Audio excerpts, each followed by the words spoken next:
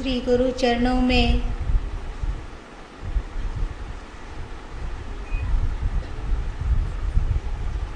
भाव भरा नमन।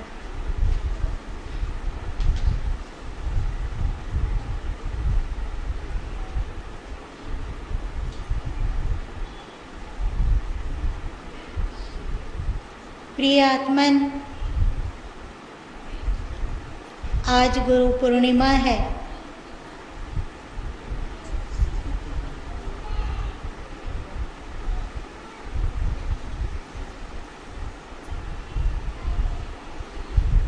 जैसा कि सभी जानते हैं कि गुरु और शिष्य का संबंध अनोखा होता है,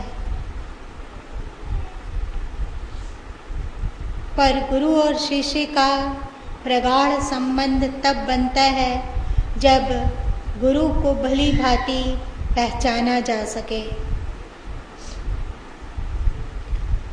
अभी सुना गया कि गुरु जितना दिखते हैं उतने ही मात्र नहीं है।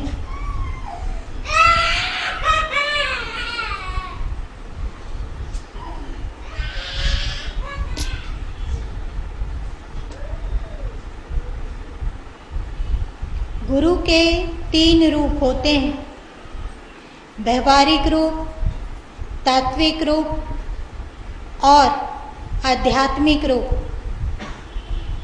व्यवहारिक रूप में वे आदर्श हैं, आध्यात्मिक रूप में वे दिव्य हैं और तात्विक रूप में वे साक्षात परमात्मा हैं अथवा परमात्मा से भी बढ़कर हैं।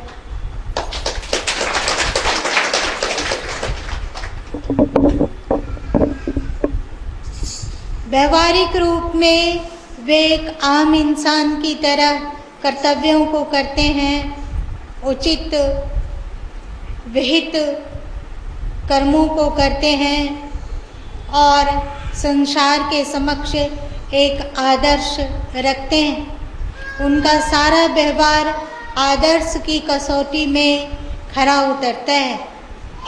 दूसरा उनका आध्यात्मिक रूप होता है।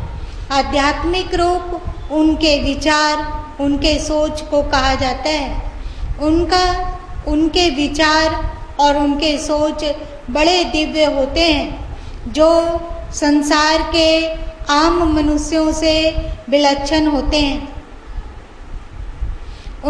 उनके विचार और सोच इतने दिव्य होते हैं कि उन विचारों और उन सोच से परमात्मा की सुगंध आती है। ऐसा लगता है जैसे यह साक्षात परमात्मा के ही सोच और विचार हों। तो इस तरह कहा जाता है कि गुरु का आध्यात्मिक रूप दिव्य होता है, पर गुरु का जो तात्विक रूप है वह परत ब्रह्म रूप है। इस अमृतमय रूप को कोई शिष्य ही पहचान पाता है। बहुत कम लोग हैं जो गुरु के इन तीनों रूपों को देखते हैं, पहचानते हैं और बिना पूर्वाग्रह से ग्रसित हुए उसका मूल्यांकन करते हैं।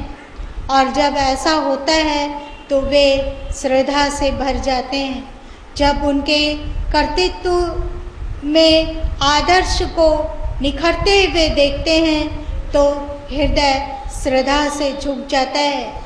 जब उनके आध्यात्मिक स्वरूप को देखा जाता है तो सहज ही समर्पण का भाव जागता है और शरणागत होने की इच्छा उमकती है।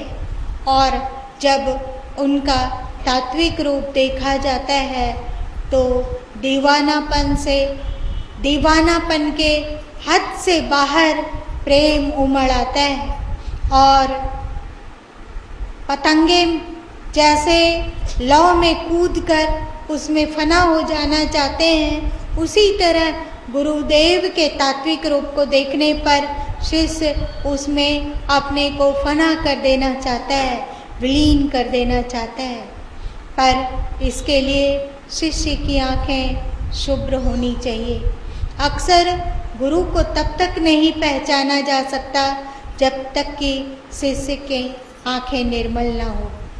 मैंने सुना है एक भोला भाला युवक एक तत्वज्ञ संत के पास पहुंचा और उसने आते के साथ कहा कि आप गुरु हैं और आपकी शांति मुझे बहुत प्यारी लगती है, आपकी दिव्यता, आपका लोगों पर प्रभाव मुझे बहुत भाता है, इसलिए आप मुझे तत्काल गुरु बना दीजिए। गुरुदेव ने कहा, पुत्र, गुरु बनने से पूर्व शिष्य बनना पड़ता है। युवक ने कहा, गुरुदेव, मेरे पास इतना समय नहीं है कि मैं शिष्य बनूं, मुझे आप अभी और इसी पल तत्काल ही गुरु बना दीजिए। आप जैसा कहेंगे वैसा मैं करने को तैयार हूँ। आप मर मिटने को कहेंगे तो मैं मर मिटने को भी तैयार हूँ, पर मुझे आप तत्काल गुरु बनाइए। संत ने सोचा, यह आज्ञा पालन करने को प्रस्तुत है, इसमें रंग भरा जा सकता है, इसमें परमात्मा को उतारा जा सकता है। आज्ञा पालन का संकल्प शिष्यत्व में निखार लाता है। संत ने कहा, अच्छा, मैं गुरु बना दूंगा, पहले तू ये बता कि मैं तुम्हें कैसा लगता हूँ। युवक भेड़ बकरियों को चराया करता था। भेड़ों के बड़े बड़े बाल होते थे। गुरु महाराज जी के भी बड़े बड़े बाल थे और गुरु की दाढ़ी भी बहुत बड़ी हुई थी। शिष्य ने कहा, गुरुदेव, आप मुझे ढोर जैसे दिखते हैं। ढोर मतलब पशु। शिष्य गुरु सुनकर हंसने लग गए। वे जान लिए कि ढोर को चराते चराते इसकी वृत्ति, इसका मन ढोरमय हो गया है। उसने उन्हें कहा कि पुत्र, तू जा, 1 साल के लिए मेरी आज्ञा पालन कर, सब तीर्थों का परिभ्रमण कर, पर एक स्थान पे 3 दिन से अधिक न रुकना, और साथ ही एक कोई जाप का मंत्र दिया और कहा कि जहाँ भी तुम्हें कोई दुखी लगे, कोई सेवा के योग्य लगे तो उसकी सेवा करना। शिष्य में गुरु बनने की बड़ी लालसा थी, इसलिए वह चला गया। तीर्थों में 1 साल तक खूब परिभ्रमण किया, जो मंत्र जाप मिला था उसे किया, सेवा की आज्ञा मिली थी, सेवा किया, और दूसरे गुरु पूर्णिमा पर वह पुनः गुरुदेव के चरणों में उपस्थित हुआ। गुरुदेव हंसकर उसका स्वागत किए और फिर उन्होंने पूछा कि पुत्र, मैं तुम्हें कैसा लग रहा हूँ? शिष्य ने कहा, गुरुदेव, आप ढोर जैसे लगते हैं, ऐसा मैंने कहा था, पर यह मेरी मूढ़ता थी, आप तो बहुत अच्छे मनुष्य हैं। गुरु ने सोचा कि अब इसमें मनुष्यत्व आ गया है, इसलिए उसे भी अपने आश्रम में रहने की आज्ञा दे दिए और कहें, पुत्र, तू मेरे सामने मत आना, आश्रम की सेवा करो। गुरु भाई जो भी आश्रम वासी हैं, उन्हें कोई जरूरत हो, कोई मदद की आवश्यकता हो तो मदद करो और सुमिरन करो। जो मंत्र जाप मैंने बताया है, मंत्र जाप करो और सेवा में बढ़ चढ़ कर हिस्सा लो और सबसे मधुर बोलो और सबका दिल जीतने का प्रयत्न करो। 1 साल से पुनः इस आज्ञा का पालन किया और जब तीसरे वर्ष वह गुरु के पास पहुंचा, तो गुरु पूर्णिमा में गुरु के पास पहुंचा तो गुरु बहुत प्रसन्न हुए। उन्होंने कहा, अब मैं तुम्हें कैसा लगता हूँ? तो शिष्य ने कहा कि मैंने आपको ढोर जैसा कहा, ये मेरी मूर्खता थी। मैंने आपको अच्छा इंसान कहा, ये मेरा अज्ञान था। आप तो देव पुरुष के समान लगते हैं। गुरु संत ने समझा कि अब इसके भीतर दैविक वृत्ति जाग रही है। उन्होंने उसे और कठोर सेवा में लगा दिया। साफ सफाई, आश्रम में झाड़ू लगाना, गौओं की सेवा करना, नाला नाली साफ करना, और रात दिन इतना व्यस्त सेवा का ड्यूटी दे दिया कि शिष्य को बहुत कम अवसर मिलता, और उस कम अवसर में भी उसे एक निश्चित संख्या में जाप करना होता था। जिस जाप की संख्या को वो पूरी करता, और साथ साथ में गुरुदेव ने कह दिया था कि कोई भी मेरे उपदेश के विपरीत आचरण ना हो। शिष्य ऐसे ही करता रहा, सेवा करता रहा। चौथे वर्ष जब गुरु पूर्णिमा आया तो पुनः गुरु के पास पहुंचा। गुरु ने पूछा कि अब मैं कैसा लगता हूँ? उसने कहा, गुरुदेव, मैंने कहा था कि आप ढोर जैसे हैं, आप अच्छे इंसान हैं, आप देवता जैसे हैं, यह तो मेरा ज्ञान था। आप तो साक्षात परमात्मा जैसे लगते हैं। गुरु ने कहा, अब गुरु ने सोचा कि इसकी परमात्मा बुद्धि हो रही है, अब परमात्मा में इसकी वृत्ति स्थित हो रही है। उसने कहा, पुत्र, अब तू गुरु का ध्यान कर, और मैंने जो सुमिरन दिया है उसका सुमिरन कर, और साथ साथ में जो आज्ञा सेवा के लिए हुई है उस सेवा को दक्षता के साथ करते रह। वह युवक पुनः सेवा में और गुरु ध्यान में तल्लीन हो गया, और साथ साथ में गुरु आज्ञा अनुसार जो सेवा मिली थी उसे भी वह ईमानदारी से, श्रद्धापूर्वक, भावपूर्वक करता रहा। और जब 5वें वर्ष वह गुरु पूर्णिमा में गुरु चरणों में पहुंचा तो गुरुदेव हंसते हुए उससे पूछे कि मैं कैसा लगता हूँ? तो उसने कहा, आप ढोर जैसे लगते हैं, आप अच्छे इंसान जैसे लगते हैं, आप देवता जैसे लगते हैं, अथवा आप भगवान जैसे लगते हैं। ऐसा कहना मेरी मूर्खता थी, मेरा ज्ञान था, मेरी कम अकली थी। आप, अरे देवता खुश होएंगे तो वे अधिक से अधिक स्वर्ग ले चलेंगे, परंतु देवता तो स्वयं अमर नहीं है। पुण्य के क्षीण होने पर देवता भी स्वर्ग से गिर जाते हैं। तो मैं वैसे स्वर्ग को प्राप्त करके देवताओं को रिझाऊं और नाशवान स्वर्ग को प्राप्त करूं, ऐसा नहीं। आप तो देवता से बहुत ऊपर हैं। और रही बात भगवान की, तो अगर भगवान खुश होएंगे तो वैकुंठ ले जाएंगे, अपने दिव्य धाम को ले जाएंगे, और क्या करेंगे। परंतु आप तो देवता और भगवान से भी बढ़कर पार ब्रह्म परमेश्वर है, जो अपने धाम नहीं ले जाते,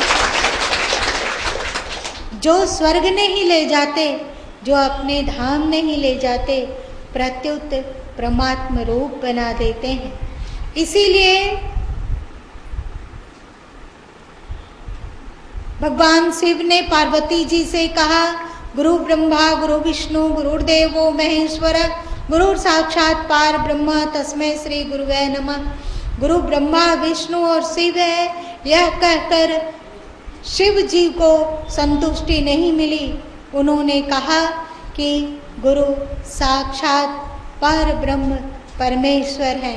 ब्रह्मा विष्णु और शिव जिस सत्ता से ब्रह्मा बनते हैं, जिस सत्ता से विष्णु विष्णु होते हैं, जिस सत्ता से शिव शिव होते हैं, जिस सत्ता को पाकर जीव जीव होता है, जिस सत्ता को पाकर ईश्वर ईश्वर होता है, उस सत्ता में शिष्य की स्थिति करवा देना और शिष्य का गोता लगवा देना यह पार ब्रह्म ही कर सकते हैं। इसलिए गुरु साक्षात पार ब्रह्म तस्मै श्री गुरुवे नमः से गुरु ने जान लिया कि अब यह गुरु के तत्व रूप को जान लिया है। गुरु के व्यवहारिक रूप को भी जाना, गुरु के आध्यात्मिक रूप को भी जाना और गुरु के तात्विक पार ब्रह्म स्वरूप को भी जाना। और शिष्य गुरु का ध्यान करते करते गुरु में विलय होकर साक्षात पार ब्रह्म परमेश्वर से वह भी भिन्न नहीं रहा। इसके लिए गुरु के तीनों रूपों से हम परिचित हों, उसके लिए जैसे वह भोला युवक ने 3 बातों को अपनाया, गुरु सेवा, गुरु आज्ञा पालन और गुरु ध्यान। गुरु सेवा से मल मिटता है, अंतःकरण शुद्ध होता है। गुरु आज्ञा पालन से मन मिटता है और गुरु ध्यान से परस्पर ब्रह्म में लय होने की क्षमता विकसित होती है। इन तीनों के द्वारा शिष्य का मन मिट जाता है। इन तीनों के द्वारा शिष्य, सदगुरु कबीर साहब कहते हैं, गुरु और पारस में बहुत अंतरो जान, वह लोहा सोना करे यह कर ले आप समान। गुरु शिष्य को अपने समान बनाना चाहते हैं, इससे कम में गुरु संतुष्ट नहीं होते। इसके लिए शिष्य को अपना मैं मिटाना होता है। सदगुरु कबीर साहब कहते हैं, मैं मिटी मुक्ता भया पाया आगम निवास। मैं मिटने पर ही, अहंकार के मिटने पर ही अगम का निवास होता है।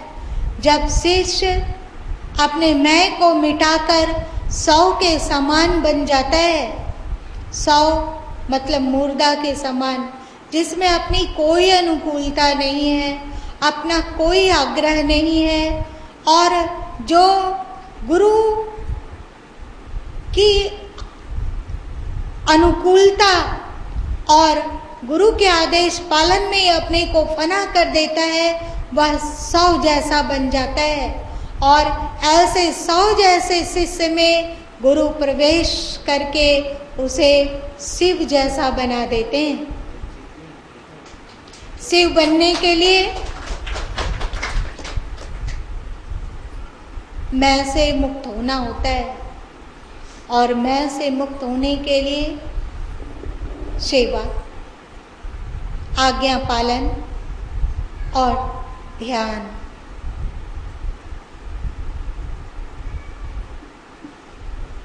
मैंने सुना है कि एक 17 साल का युवक महर्षि अरविंद के आश्रम पंडिचेरी पहुंचा। उस समय महर्षि अरविंद जी आश्रम में उपस्थित थे। उन्होंने पूछा, तुम क्यों आए हो, क्या चाहते हो? युवक ने कहा, गुरुदेव, मैं यहाँ केवल रोटी खाने नहीं आया हूँ, मैं आत्म कल्याण करना चाहता हूँ, मैं सत्य का साक्षात्कार चाहता हूँ मैं सत्य का बोध चाहता हूँ। महर्षि अरविंद ने सोचा यह योग पात्र है। उन्होंने उस पात्र को और अच्छा बनाने के लिए सेवा का कार्य सौंप दिया। आश्रम की साफ सफाई का कार्य, आश्रम के नालों की सफाई और गौओं की सफाई, गौओं की देख रेख, तदुपरांत रसोई घर में भी सहयोग। शिष्य दक्षित होकर महर्षि अरविंद की आज्ञा में लग गया। वह सेवा में तल्लीन रहता। जो गुरु ने बताया उस कार्य में वह दक्षित रहता। वर्ष पर वर्ष बीतते गए। शिष्य कभी भी सेवा में कोताही नहीं किया और कभी भी ऐसा नहीं हुआ कि गुरु ने जो सेवा सौंपी उस सेवा में उसे ऊब हुआ हो अथवा उससे मन उछटा हो अथवा उसमें शिकायत जागा हो। वह हमेशा ही सोचता कि गुरु की हर करनी, हर आज्ञा के पीछे कोई ना कोई तथ्य होता है। इसी तरह 10 वर्ष व्यतीत हो गए सेवा करते हुए। न अरविंद जी ने कभी कुछ कहा, न शिष्य ने कभी कुछ सवाल किया। जैसे मतंग ऋषि ने शबरी को कहा था कि तू यहीं रहा कर, इसी वन में रहा कर। भगवान वैसे तो तेरी आत्मा से भिन्न नहीं है, पर तू साकार भगवान को देखना चाहती है, साकार भगवान से मिलना चाहती है, तो तुम्हें उनके पास जाने की जरूरत नहीं है। वे स्वयं तुम्हारे पास आएंगे, तो इंतजार कर। शबरी ने कभी नहीं पूछा कि कब तक इंतजार करूं, 1 साल इंतजार करूं कि 2 साल करूं, 5 साल करूं कि 8 साल करूं, कैसे इंतजार करूं, झोपड़ी में रह के करूं या वन वन घूम के करूं, क्या करूं? आएंगे और यदि नहीं आए तो क्या होगा? कुछ भी नहीं पूछा। गुरु ने कह दिया कि बस तू इंतजार कर, साकार भगवान स्वयं आएंगे। तो वह इंतजार में तल्लीन हो गई। रहती रहती गुरुदेव ने, मतंग ऋषि ने शरीर छोड़ दिया, पर वह गुरु के आदेश, गुरु की वाणी पर पूर्ण विश्वास रखे हुए है। वह पेड़ों पर नित्य प्रति बार बार चढ़ती और दूर दूर तक देखती कि भगवान आ रहे हैं, अब आएंगे कि तब आएंगे, इस पल आएंगे कि उस पल आएंगे। जवानी में गुरु से मिली थी शबरी, धीरे धीरे करके वह वृद्ध हो गई, परंतु गुरुवाणी पर अविश्वास का एक कतरा भी उसके अंतस में नहीं जागा। अब तक नहीं आए तो क्या हुआ, अब आएंगे। युवा थी जब गुरु ने कहा था, तदुपरांत प्रौढ़ावस्था बीता, अब वृद्ध हो गए, अब मरण काल नजदीक लगता है, शरीर थक जाता है, ठीक से दिखाई भी नहीं देने लग गई, ठीक से सुनाई भी नहीं पड़ता, कब आएंगे राम? कहीं गुरुदेव की वाणी मिथ्या तो नहीं होगी, ऐसा शबरी ने कभी नहीं सोचा। गुरु की वाणी बस वाणी है। वह इंतजार करती रही और अंततः साकार ईश्वर को उनके समक्ष आना पड़ा। सभी तपस्वियों, सभी ऋषियों से मिलना छोड़कर श्री राम सर्वप्रथम शबरी के पास आए। शबरी के पास राम कैसे आए? गुरु भक्ति और गुरु वाणी में लगन के कारण। उसी तरह अरविंद सेठ के शिष्य, जिनका नाम गंगाधरन था, उन्हें भी गुरु ने कहा था सेवा करो तेरा बेड़ा पार होगा। वह सेवा में डूब गया। फिर यह नहीं पूछा कि मैं और क्या करूं। गुरु ने कहा है सेवा करो तेरा बेड़ा पार होगा, तो बस बेड़ा पार होगा। वह सेवा में डूबा रहा। बहुत वर्ष के उपरांत एक दिन गंगाधरन का जन्मदिन था। वह महर्षि अरविंद के चरणों में नमन करने पहुंचा था। उनके चरणों में भाव के पुष्प अर्पित कर रहा था। गुरु उसकी सेवा से बहुत प्रसन्न थे। गुरु ने पूछा, मैं तुझसे अत्यंत प्रसन्न हूँ, बोल तू क्या मांगता है। शिष्य को सेवा करते 10 वर्ष से ऊपर व्यतीत हो चुके हैं। शिष्य ने संकोच के साथ कहा, गुरुदेव मुझे कुछ नहीं चाहिए, मैं आपके चरणों का धूल चाहता हूँ और चरण प्रक्षालित जल चाहता हूँ, इसके अतिरिक्त और मुझे कुछ नहीं चाहिए। गुरु सेवा से पात्रता आ गई थी गंगाधरन में। गुरु का हृदय कृपा करने को मचल उठा था।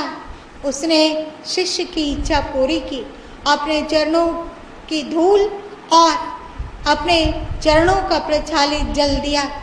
शिष्य उसे धूल को साधारण धूल में मिलाकर एक पोटली बनाया और चरण प्रक्षालित जल को गंगा जल में मिलाकर थोड़ा विस्तार किया और अपने पूजा चौकी पर रख दिया। अब सेवा और गुरु चरणों की धूल और गुरु चरणों को प्रक्षालित जल की पूजा और उपासना ही उसके जीवन का लक्ष्य हो गया। और महर्षि अरविंद का शरीरांत हो गया और गंगाधरन की आयु 87 साल की हो गई। एक दिन जब वह पूजा चौकी के पास बैठा था तो गुरु चरणों की धूल को अपने सिर पे लगाया, गुरु चरण प्रक्षालित जल को अपनी आंखों से लगाया और फूट फूट कर रोने लगा। उसने कहा, गुरुदेव 87 वर्ष व्यतीत हो गए, मैं आपके चरणों में 17 साल की आयु में आया था, आज तक मुझे कोई दिव्य अनुभूति नहीं हुई, मैं क्या करूं? क्या मेरा जीवन ऐसे ही बीतेगा? आंखों से झरझर आंसू बह रहे थे, शरीर सीधा था, गुरु की आकृति का ध्यान मानस पटल पर उभर रहे थे। वह रो रो कर अपने गुरुदेव को पुकार रहे थे। शरीर छूट जाने से क्या होता है? साधारण इंसान मरता है, पर सच्चे सद्गुरु अपने स्थूल शरीर में ना होकर भी वे होते हैं और शिष्य की पुकार, भक्तों की पुकार को वे सुनते हैं। महर्षि अरविंद के ध्यान में शिष्य डूबता चला गया। अनायास उसके हृदय में महर्षि अरविंद प्रकट हुए। अति चेतन स्वरूप प्रकाशमान अरविंद का स्वरूप प्रकट हुआ और महर्षि अरविंद ने पराबानी में कहा कि शिष्य, तेरे बहुत से संस्कार ऐसे थे जो तू सत्य के साक्षात करने में असमर्थ हो रहा था। यह तेरा भोग शरीर था, यह तेरा प्रायश्चित शरीर था, यह तेरा पूर्व के कर्म बंधनों को, पूर्व के कुसंस्कारों को काटने हेतु शरीर मिला था। तूने अपने वर्षों वर्ष सेवा में लगाया है, अब तेरा अंतःकरण शुद्ध हो गया है। अभी तू मेरा अति चेतन स्वरूप का साक्षात्कार कर रहा है, पर इस चेतन स्वरूप से तेरा चेतन भिन्न नहीं है। अभेद आत्म परमात्म साक्षात्कार इस शरीर में नहीं हो सकेगा, पर तेरे सारे मल विक्षेप आवरण कट गए हैं। फिर से तू जन्म लेगा और फिर तू सरलता पूर्वक तत्काल ही सत्य का साक्षात्कार कर लेगा। कहते हैं गंगाधरन की आंखें खुल गई। वह महर्षि अरविंद के तस्वीर को अपने हृदय से लगाकर भाव विभोर होता रहा। गुरु का दर्शन मिल जाने के कारण उसे परम तृप्ति और परम शांति मिल चुकी थी। सत्य का साक्षात्कार होने में अगर विलंब भी था तो अब कोई परवाह नहीं थी, क्योंकि उसे अनुभव हो गया था कि गुरु और गुरु की शक्ति उसके साथ है, और जहाँ गुरु हो वहाँ अशांति हो, अतृप्ति हो, ऐसा हो ही नहीं सकता। मैं अपने जीवन को देखती हूँ तो पाती हूँ उपदेश तो नहीं मिला बहुत अधिक, पर गुरु सेवा का पागलपन जुनून था। कौन से ऐसे कार्य कर दूं जिससे गुरुदेव को प्रसन्नता होगी, गुरुदेव को आराम मिलेगा। अधिक से अधिक कार्यों को निपटाना। उस समय कुछ काल के लिए गुरुद्वारे बाढ़ में रहा गया था। पूज्य गुरुदेव 2 बजे उठकर नित्य प्रतिदिन रात्रि 2 बजे उठकर नित्य प्रतिदिन बीजक का अखंड पाठ किया करते थे। मैंने रामचरितमानस में पढ़ा था कि भगवान श्री राम और लक्ष्मण विश्वामित्र के जागने से पहले ही जाग जाया करते थे और विश्वामित्र के सोने के उपरांत ही सोया करते थे। यह मेरे हृदय को घर कर गया था। मैंने विचार किया कि पूज्य गुरुदेव 2 बजे जागते हैं और बासी घर में वे स्नान आदि के लिए जाते हैं, ये उचित नहीं है। इसलिए हमें 2 बजे रात्रि से पूर्व जागना चाहिए और उनके जागने से पूर्व ही जिस रास्ते से वे गुजर कर स्नान आदि के लिए जाएं, उन रास्ते को साफ कर लूं और गुरुदेव को पता भी ना चले, क्योंकि गुरुदेव को अगर पता चल जाता कि 2 बजे के पूर्व जागा गया तो गुरुदेव इसको स्वीकार नहीं करते। परंतु जब तक वहाँ रहा गया, गुरुदेव के जागने से पूर्व झाड़ू लगाना, इस तरह झाड़ू लगाना कि तनिक भी एहसास ना हो, और गुरुदेव के जागने से पूर्व ही अपने कमरे में चले जाना और चुपचाप सोए का नाटक करना। कैसे सेवा किया जाए? उन जो भी सेवा वे खेत में, उनका खेत में काम होता अथवा रसोई में काम होता अथवा साफ सफाई का काम होता, कोई भी काम हमें नहीं लगता कि मैं नहीं कर सकूंगी। पूरी चेष्टा होती कि गुरुदेव इधर उधर जाएं और उस सेवा को निपटा लिया जाए। कभी खेत में काम करने की आदत नहीं थी, क्योंकि शहर में जन्म हुआ था और शहरी लोगों के पास खेत होता कहाँ है,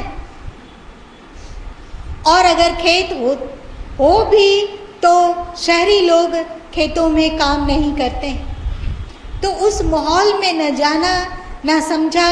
पर गुरुदेव जब विश्राम के लिए जाते तो मैं खेत में चली जाती खुरपी लेकर, और जो भी खेत में फसल लगे हुए हैं, बीच बीच में खरपतवार उगाए हैं, उन सबको साफ करती। और गुरुदेव विश्राम करके उठे उसके पहले ही आकर अपने विश्राम कक्ष में अपने कमरे में आ जाती, जिससे कि गुरुदेव को ज्ञात ना हो कि किसी ने ज्ञान ने खेत का काम किया है अथवा धूप में रहकर काम किया है, ये उन्हें पता ना चले। और जो भी सेवा होती, एक बार 1.25 बीघा खेत में वहाँ पे प्याज उपजाया जाता था और उसे बेच दिया जाता था, जिससे कि कुछ आमदनी हो और आश्रम का खर्च चल सके। उसका आश्रम में कोई सेवन नहीं किया जाता था। गुरुदेव कुछ समय के लिए आश्रम से अन्यत्र सेवकान में गए थे, और मैंने सोचा कि गुरुदेव के आने से पूर्व ही सारे खेत में प्याज का बीजड़ा गिरा हुआ था, उन बीजड़े को कबाड़ कर पूरे खेत में बीज बो दूं। हम 3 बच्चे थे वहाँ पे, लेकिन हमारा दुर्भाग्य ऐसा था कि लाइन कटी तो पता चला कि 7 दिन तक लाइन नहीं आने वाली है, कोई ट्रांसफार्मर जल गया है। हमने सोचा कि 1.25 बीघा खेत को कुआं से बाल्टी बाल्टी पानी खींचकर एक एक क्यारी भर लेंगे और फिर प्याज बो देंगे, और वही किया। नहीं लगा कि कर नहीं सकेंगे, बाल्टी लिया, कुआं से एक एक बाल्टी पानी खींचना और जमीन में डालना, और बच्चे लोग, दूसरे बच्चे लोग नाली से उस पानी को ले जाकर एक एक क्यारी भर रहे थे। 2-3 दिन में 1.25 बीघा खेत में पानी लबालब, क्योंकि प्याज की खेती पानी में डुबाकर बोया जाता है, धान की तरह पानी लबालब सारे खेत बो लिया। और जब तीसरे दिन के बाद गुरुदेव आए तो उनकी नाराजगी देखने लायक थी। हमने तो सोचा था कि गुरुदेव को आराम पहुंचाया जा रहा है, पर गुरुदेव इतने अधिक नाराज हुए कि भरा हुआ बाल्टी उनके हाथ में था, लगाते हुए भरा हुआ बाल्टी मेरे सिर पर फेंक देंगे। मैं डर से थर-थर कांप रही थी, पर अंदर ही अंदर सदगुरु सदगुरु सदगुरु सदगुरु सदगुरु का जाप कर रही थी, डर से कि भगवान सदगुरु शांत हो जाएं, वे ना डांटें, वे दुखी ना हो। और आंख से पानी भी जल रहा था और अंदर ही अंदर सदगुरु सदगुरु सदगुरु का भी जाप भी चल रहा था। फिर गुरुदेव प्रसन्न हुए, उन्होंने कहा इतना करने की क्या आवश्यकता थी, हो जाता, मजदूर लोग कर लेते, आपने करने की क्या आवश्यकता थी। मैंने गुरुदेव को खुश देखा तो मेरे जान में जान आ गई। सेवा का लगन, जब भी कोई सेवा का अवसर होता, लगता कि गुरुदेव के सारे कार्य अपने सिर पर ले लूं, उन्हें कोई कार्य ना करना पड़े, सब कुछ ये जीवन करेगा, ये जीवन, क्योंकि वो वृद्ध हैं और ये बच्चा। अब कार्य करने की आयु उनकी नहीं, बच्चे की है। सेवा की दत्तचित्ता बहुत ही पागलपन के हद तक। जब गिरिडीह आया जाता और ज्ञात होता कि गुरुद्वारे में अभी अमुक सेवा है, तो इतनी व्याकुलता होती कि लगता जैसे पागलपन आ गया हो, कैसे उड़ जाऊं, जाके उस सेवा को निपटा लूं। और जब जा नहीं पाती तो सदगुरु के तस्वीर के आगे सिर पटकाने लग जाता और फूट फूट कर रुलाई आती और लगता कि ये कौन सा दुर्भाग्य है, क्यों मुझे स्त्री शरीर में भगवान ने भेजा, जो जब मन तब अपने गुरुद्वारे जा नहीं सकती, जब मन तब वहाँ के कार्यों को अपने ऊपर उठा नहीं सकती, सेवा कर नहीं सकती। इतनी रुलाई आती और लगता कि प्राण भूखे रूठ जाते, वही अच्छा होता। इस शरीर में प्राण रहने से क्या लाभ अगर गुरु सेवा में यह शरीर लग ना सके। इतनी बेचैनी होती। और गुरु आज्ञा पालन, जब गुरुदेव के शरण में आई और मैंने दो टूक में कहा, पूज्य गुरुदेव को पहले ही पता चल चुका था कि ये संन्यास लेना चाह रहे हैं। परिवार वाले लोगों ने उन्हें क्या सुनाया था। पूज्य गुरुदेव ने मुझे बुलाया और पूछा, आप क्या कहती हैं। मैंने अपने दिल की बात कह दी। उस समय मेरी अवस्था 15 वर्ष की थी। पूज्य गुरुदेव ने कहा, जो तुम चाहते हो, एक साधारण साधु बनना चाहते हो, एक साधारण सन्यासी बनना चाहते हो, तो कोई बात नहीं, कभी भी चाहो सन्यास ले सकते हो। परिवार और घर वाले लोग रोड़ा अटकाएंगे, पर स्वयं ही वे मान जाएंगे अगर आपका वैराग्य सच्चा हुआ तो। परंतु क्या आप खाऊ पकाऊ साधु बनना चाहते हैं या सच्चे संत बनना चाहते हैं। मैंने कहा, मैं खाऊ पकाऊ साधु बनना नहीं चाहती, मैं सत्य का साक्षात्कार चाहती हूँ। मैं परमात्मा में डुबकी लगाना चाहती हूँ। मैं परमात्मा के लिए दीवाना होना चाहती हूँ। मैं अपने तन को, मन को, आत्मा को गुरु गोविंद में नियोजित करना चाहती हूँ। तो गुरुदेव ने जाप की एक निश्चित संख्या बताई और उन्होंने कहा कि इस जाप की निश्चित संख्या को नित्य प्रतिदिन बिना व्यवधान करते रहो, तब तेरे अंदर जो झीना पर्दा है वो खुलेगा और आप जैसा बनना चाहते हैं, आप जिस सत्य का साक्षात्कार चाहते हैं अथवा सच्चे संत बनना चाहते हैं, वैसा बन सकेंगे। और मुझे याद नहीं कि मैंने उस आज्ञा का उल्लंघन किया हो। गुरुदेव ने आदेश दिया कि साधन को करना है तो करना है तो करना है। फिर उनके गुरुदेव के शरीर त्याग के समीप कुछ दिन पूर्व मैंने पूछा कि ये जो जाप की संख्या है उसे मैं करती रहूं या और कुछ आदेश है। तो उन्होंने कुछ और आदेश दिया और उन आदेश को भी अपने जीवन में सिरोधारोप किया गया। और तीसरा था गुरु ध्यान, गुरु सेवा, गुरु आज्ञा पालन।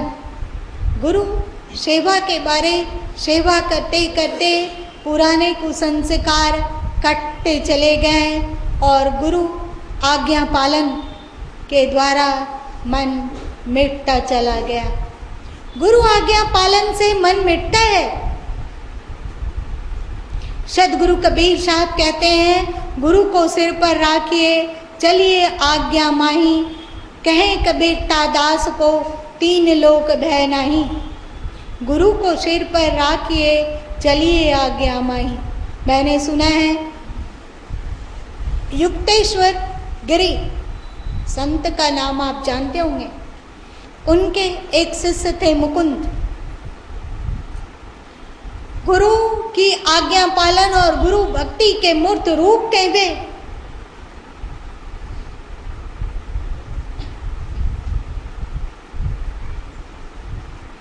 गुरु प्रेम, गुरु आज्ञा पालन, गुरु की अनुकूलता, गुरु की प्रसन्नता, यही उनका जीवन था। बरसों से वह गुरु युक्तेश्वर गिरी के चरणों में रह रहे थे। गुरु उनसे बेहद प्रसन्न हुए और उन्होंने एक दिन मुकुंद को बुलाया और कहा, तू आश्रम का निरीक्षक का कार्य तुम्हें सौंपता हूँ, तू आश्रम का निरीक्षण कर, मतलब मेरे बाद मेरा उत्तराधिकारी तू बनेगा। ऐसा मुकुंद को युक्तेश्वर गिरी ने कहा।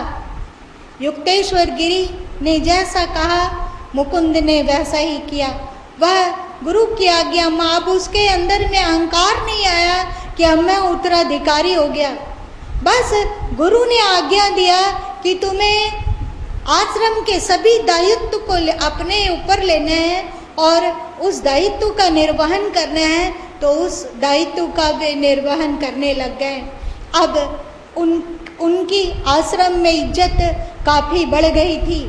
लोग मुकुंद को बहुत आदर और इज्जत की दृष्टि से देखते थे।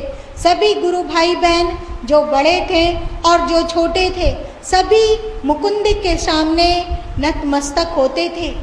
और 15 दिन भी नहीं बीता था कि बंगाल का एक युवक, किशोर नाम था उसका, वह युक्तेश्वर गिरी के समीप पहुंचा। उसने अपनी वाचालता, वाक्पटुता और अपने हाव भाव बोल चाल के द्वारा युक्तेश्वर गिरी को प्रसन्न कर लिया। और 2 सप्ताह भी नहीं बीते थे कि युक्तेश्वर गिरी ने मुकुंद को बुलाया और कहा, सुन, आज से निरीक्षक का पद यह किशोर लेगा और तू आश्रम की साफ सफाई कर और रसोई में सहयोग किया कर। कच्चा शिष्य होगा तो अहंग पर चोट लगेगी, पर शिष्य का अहंग होता ही कहाँ है? अगर अहंग है तो मतलब वह शिष्य नहीं है। मुकुंद जो कल तक उत्तराधिकारी जिसे घोषित किए थे, सभी गुरु भाई बहन उसे सम्मान की दृष्टि से देखते थे, अब उसे नौकरों वाला काम दे दिया गया। आज सबसे सामान्य काम आश्रम की साफ सफाई, झाड़ू बुहारू करना, रसोई में सहयोग करना इत्यादि। पर मुकुंद के हृदय में तनिक भी शिकायत की भावना नहीं जागी। वे सेवा कर रहे हैं, वे निरीक्षक भी बने थे तो गुरु आज्ञा पालन के लिए, अहंग की तुष्टि के लिए नहीं, उत्तराधिकारी बनने का उनमें कोई लालच नहीं था। और आज गुरु से झाड़ू लगवा रहे हैं और रसोई का काम ले रहे हैं तो भी मुकुंद को कोई शिकायत नहीं, क्योंकि अभी भी वे गुरु आज्ञा पालन ही कर रहे हैं। आज्ञा उनकी आज्ञा, चाहे वे झाड़ू लगाने की आज्ञा दें अथवा उत्तराधिकारी बनाकर निरीक्षक का पद दायित्व सौंपे, ये गुरु की मर्जी, मेरी अपनी मर्जी कहाँ। मुकुंद मग्न हो गया, अपना जो दायित्व मिला करने लगा। पर किशोर जैसे ही निरीक्षक का उत्तरदायित्व पाया, वैसे अहंकार से भर गया। उसके शासन से आश्रम में त्राही त्राही मच गया। लोग उसे कतराने लगे। किसी से भी बात करता तो ऐसा लगता कि काटने दौड़ता हो, खाने दौड़ता हो, झपटता हो। उसे लगता जैसे सब उसकी आज्ञा का पालन करें, जो वह कहे बाकी आश्रमवासी वही किया करे। सब के सब किशोर से डरते कतराते, और कुछ भी पूछना होता, कुछ भी सलाह मशवरा करना होता तो मुकुंद के पास जाते। यह किशोर को सहन नहीं हुआ और 3 सप्ताह बीतते बीतते एक दिन वह युक्तेश्वर गिरी के पास किशोर पहुंचा और कहा, गुरुदेव, हद हो गई, आपने मुझे बनाया निरीक्षक और सबके सब मुकुंद के आगे पीछे चमचागिरी करते फिरते हैं, डोलते फिरते हैं। आप कठोर शासन कीजिए, आप लोगों को आदेश दीजिए कि लोग मेरा कहना माने, मुकुंद के आगे पीछे डोलना छोड़ दे।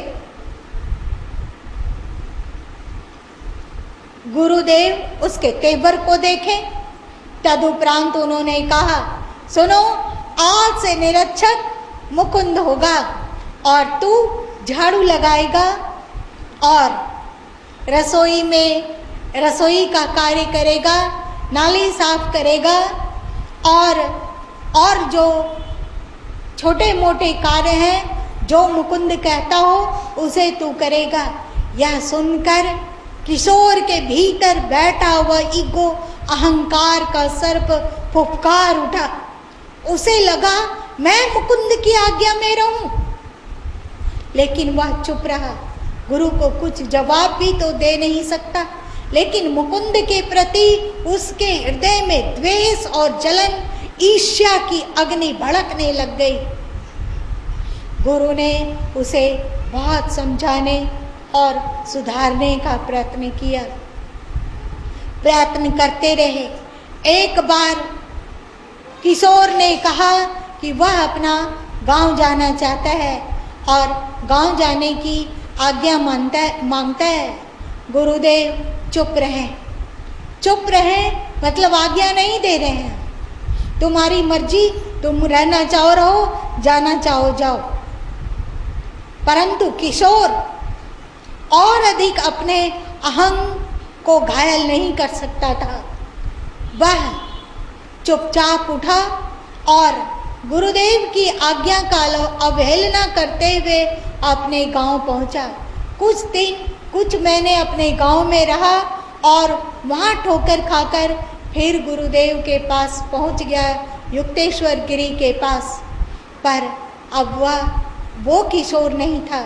अब न उसके चेहरे में तेजी थी और न वह उत्साह और उमंग। अब वह एक साधारण गांव का किसान जैसा दिख रहा था, सांसारिकता और मोह से ओतप्रोत।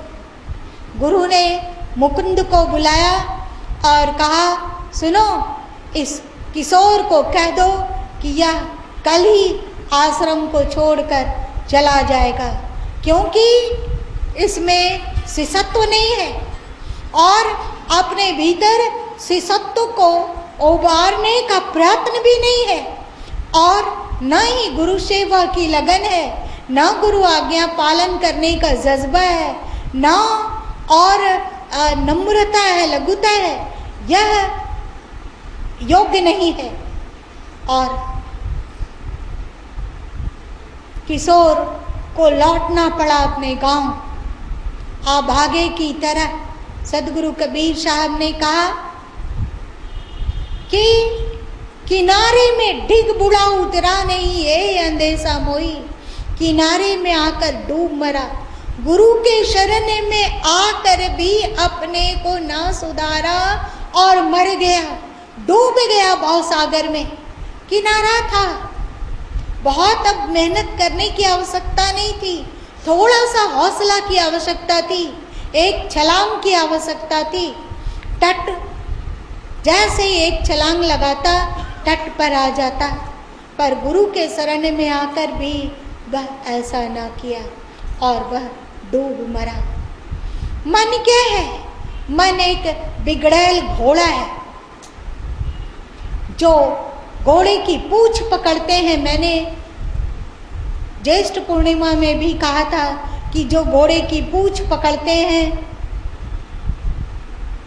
घोड़े उसे रिगदा कर दौड़ा कर मारता है, लहूलुहान कर देता है और जो घोड़े का लगाम पकड़ लेता है उसकी यात्रा सहज और सुगम हो जाती है। गुरुदेव कहते हैं, बेटा आज तक तू घोड़े की मन रूपी घोड़े की पूंछ पकड़कर मन के अनुसार दौड़ रहा है, आ मैं तुझे लगाम पकड़ा दूं। शिष्य जिज्ञासु शिष्य पूछता है, गुरुदेव मैं घोड़े की पूंछ पकड़कर बहुत दुख पा रहा हूँ, आप मुझे बताइए कि मन घोड़े के लगाम को कैसे पकड़ूं। गुरुदेव कहते हैं, बस छोटा सा उपाय है, ये आसान सा तरीका है, तू अगर मान ले तो इस आसान से नुस्खे को अपनाकर तो मन का सम्राट बन जाएगा, तू शहंशाह बन जाएगा, तू शांति का क्रोड़ बन जाएगा, तू परमात्मा साक्षात्कारी बन जाएगा, आत्म दर्शी बन जाएगा। सिद्ध उत्सुकता बस पूछता है, बोलिए कैसे पकड़ूं मन के लगाम को? गुरुदेव कहते हैं एक छोटा सा उपाय है, तो कुछ भी कर, कुछ भी सोच, कुछ भी बोल, पहले यह तौल ले कि यह गुरु को पसंद आएगा या नहीं। कुछ भी मन में विचार उत्पन्न हो रहा हो, तत्काल ही सावधान होकर निरीक्षण करो कि ये गुरु को पसंद आएगा कि नहीं, ये गुरु के अनुकूल होगा कि नहीं, यह गुरु की अप्रसन्नता का कारण तो नहीं होगा। और जो विचार गुरु के अनुकूल ना हो, उस विचार को करो ही नहीं। जो कर्म गुरु के अनुकूल ना हो, उस कर्म को करो ही नहीं। जो बोल गुरु को नहीं भाते हो, उस बोल को बोल ही नहीं। बस गुरु की अनुकूलता में अनुकूलता मिला दे, गुरु आज्ञा में अपने को फना कर दे, उनके आदेश उपदेश अनुसार ही सोच, उनके आदेश उपदेश अनुसार ही बोल, और उनके आदेश उपदेश अनुसार ही कर। और देख, फिर मन रूपी घोड़े का लगाम तेरे हाथ में होगा। कितना सरल उपाय है।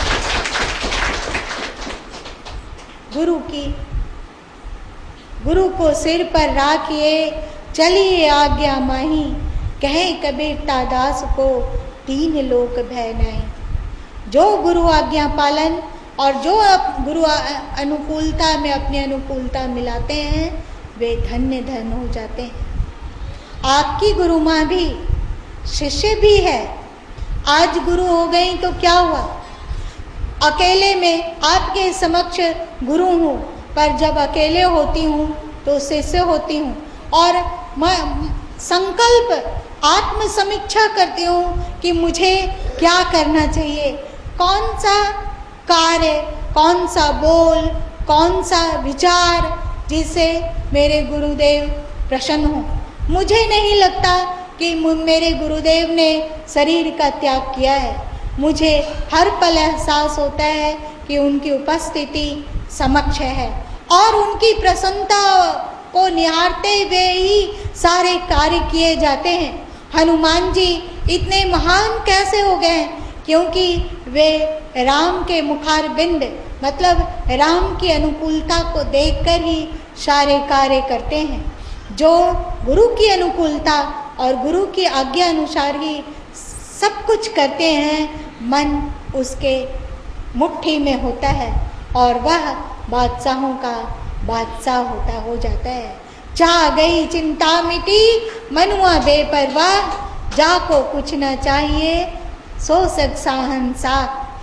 और तीसरा है गुरु ध्यान।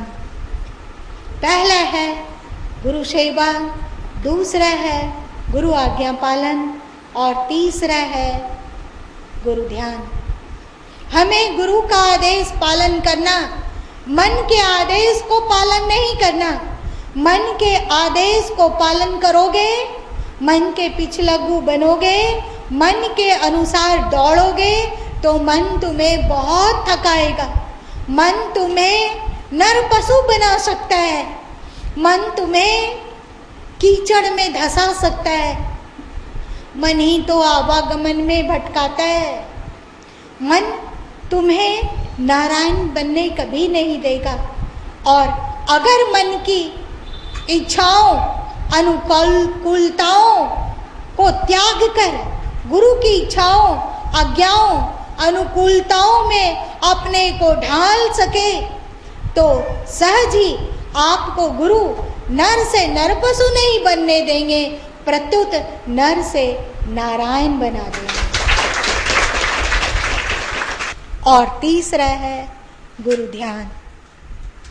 मैं जब 1975 ईस्वी में गुरुदेव के शरण में आई तो इसके पूर्व भगवान नारायण का ध्यान अपने हृदय में किया करती थी। मैं ध्यान करती और यह बड़ा स्पष्ट एहसास होता कि भगवान नारायण मेरे हृदय में विश्राम की मुद्रा में लेटे हुए हैं और मैं उनकी चरण सेवा कर रही हूँ। मैं उनके बगल में बैठकर, उनके पास में बैठकर उनकी चरण सेवा कर रही हूँ। और जब भगवान की आज्ञा के अनुसार मुझे गुरु चरणों में आना हुआ तो फिर गुरु ध्यान, हमेशा ध्यान होता। अभी भी जो भी मेरे नज़दीक रहे, उठे बैठे इन 1-2 दिनों में, उन्हें मैंने कहा कि इन 2 दिनों में क्या क्या गुरुदेव के प्रति अनुभव हुआ और कौन सा रूप दिखा और कौन सी अनुभूति हुई। हृदय में हमेशा उनका ध्यान रहता, वे हृदय में विराजित हैं और ध्यान मग्न हैं। जब भी ध्यान में बैठती तो गुरु की आकृति हृदय में प्रकट हो जाती। जैसे हनुमान जी के हृदय में राम और सीता बसते हैं, वैसे ही गुरु भक्त के हृदय में गुरु की आकृति बसती है। माँ एक बालिका थी, बाल विवाह हुआ था उसका, लेकिन पूर्व प्रारब्ध वर्ष बचपन में ही जब वह 8 साल की थी तब उसके पति गुजर गए और उसके सास ससुर भी अपने बेटे के गम में गुजर गए और कुंवारी बेटी अपने माँ पिता के पास लौट आई तो माता पिता भी कुछ दिनों में ही गुजर गए। चारों जीवन में केवल थपेड़ा ही थपेड़ा मिला था। वह रो उठी, अब जीने का कोई सहारा नहीं था, न ससुराल में न मायके में। 12 वर्ष की अवस्था थी उसकी। उसे लगा कि अब उसे गंगा में छलांग लगा देना चाहिए। एक शाम वह गंगा के किनारे पहुंची और वह छलांग लगाने ही वाली थी कि कोई एक ममतामयी हाथ उसके कंधे पर आकर पड़ा और उसे छलांग लगाने से रोक दिया। बालिका पीछे पलट कर देखी तो उन्होंने एक वयोवृद्ध तेजस्वी संत को पाया। बालिका ने कहा, आपने मुझे क्यों बचाया? संत ने कहा, पुत्री, अपने प्रारब्ध को भोग और तू ध्यान साधना के द्वारा उच्चतम अवस्था को भी प्राप्त कर। लौकिक सुख ही सब सुख नहीं होता। आध्यात्मिक उपलब्धि ही असली उपलब्धि होती है। इसलिए तू आत्म साक्षात्कार कर, इसलिए तू सत्य का दीदार कर, इसलिए तू जा साधन कर, अभ्यास कर, ध्यान कर और सत्य में डुबकी लगा और अपने जीवन को सफल बना। बालिका लौट आई, अपने गुरुदेव के आश्रम में आ गई। गुरु संत उस पर एक साथ माँ की ममता और पिता का प्यार भी लुटाते थे। जब तक उस बालिका का नाम ज्योतिर्मयी था, जब तक गुरुदेव रहे तब तक गुरुदेव की सेवा करती, गुरुदेव का उपदेश सुनती, गुरुदेव का आज्ञा पालन करती और इसी में मस्त रहती। पर गुरु बुजुर्ग थे, वृद्ध थे और बालिका कम वय थी, बालिका थी, बच्ची थी। एक दिन समय पाकर गुरुदेव चोले को त्याग कर चले गए। बालिका अकेले रह गई। अब उसका सानिध्य, उसका साथ एकमात्र गुरु का ध्यान ही रहा। वह गुरु ध्यान के द्वारा गुरु की निकटता का अनुभव करती और तदनुरूप ही जैसा उसे लगता कि गुरु की इसमें अनुकूलता है, वो तदनुरूप ही आचरण करती, साधन अभ्यास करती। धीरे धीरे अपने सहस्त्रधार कमल पर वह गुरुदेव के ध्यान में डूबती चली गई। एक दिन जब वह ध्यान में बैठी तो सहस्त्र कमल में गुरु की वह आज काल्पनिक मूर्ति नहीं थी, साक्षात गुरु सहस्त्रधार कमल पर प्रकट हो चुके थे। और वह गुरु की आकृति कब आत्मदेव में जाग गई यह पता नहीं चला। प्राणों में हलचल होने लगा, प्राण शक्ति ऊर्ध्वमुखी होने लगी। गुरुदेव सहस्त्रधार कमल में प्रकट है। प्राणों में उथल पुथल मच गया, कुंडलिनी में सरसराहट होने लगी, कुंडलिनी शक्ति जाग गई और वह अधोगामी से ऊर्ध्वगामी होने लग गई। चेतना ऊर्ध्वमुखी होने लग गई।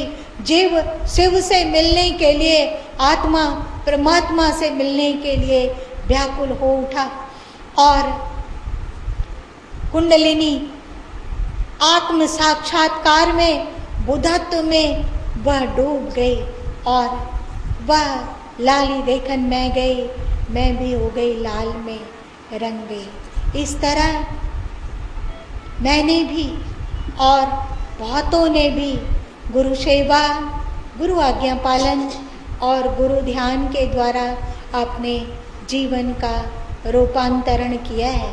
बहुत ही सरल सहज उपाय है।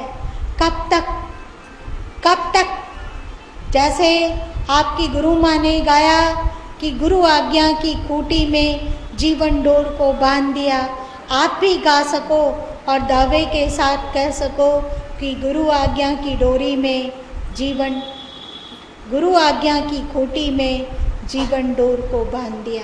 कब तक गुरु आपको शिष्य नहीं बनाना चाहते हैं, गुरु आपको अपने सदृश बना लेना चाहते हैं।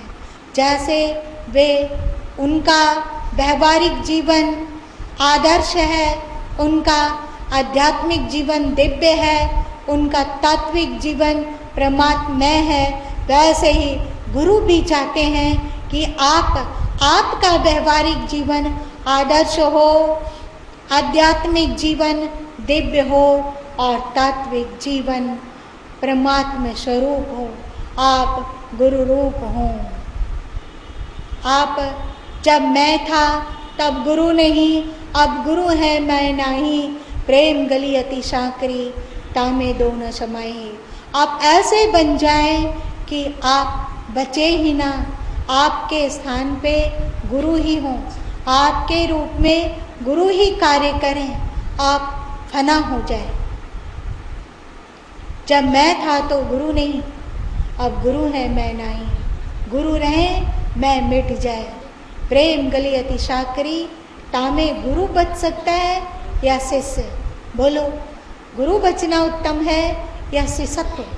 अच्छा है कि गुरु रूप में ही बचो, मतलब गुरु से आपकी अभिन्न सत्ता हो जाए, गुरु आप में उतर आए, गुरु का विचार, गुरु का ज्ञान, गुरु की अनुभूति, गुरु का दिव्यत्व, गुरु की भक्ति, गुरु का वैराग्य से आप ओतप्रोत हो जाए। इसके लिए 3 सूत्र, गुरु सेवा, गुरु आदेश पालन और गुरु ध्यान। बहुत ही सरल उपाय। हींग लगे न फिटकरी, चोखा ही रंग होए। आज गुरु पूर्णिमा में इतना ही संदेश। प्रेम से बोलिए सरकार प्रभु की, प्रेम से बोलिए सरकार प्रभु की, प्रेम से बोलिए सद्गुरु भगवान की।